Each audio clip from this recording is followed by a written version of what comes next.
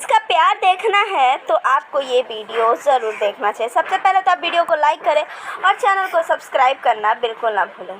किस तरीके से कुछ फैंस ने 500 के नोट लेके पवन सिंह पे निछावर किए और वहाँ पे गरीबों को दिया।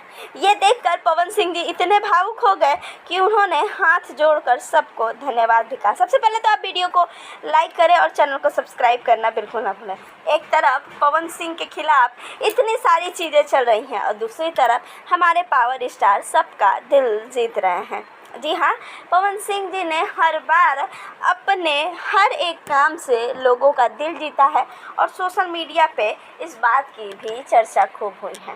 हाल ही में पवन सिंह जी और उनके कुछ टीम मेंबर ने एक वृद्धाश्रम में जाकर वहाँ का में लाखों का दान दिया। तो ये सब चीज़ें देखकर लोगों को अब ये विश्वास हो गया है कि पावर स्टार सच में ऐसे ही पावर स्टार नहीं है। वीडियो को लाइक करें, चैनल को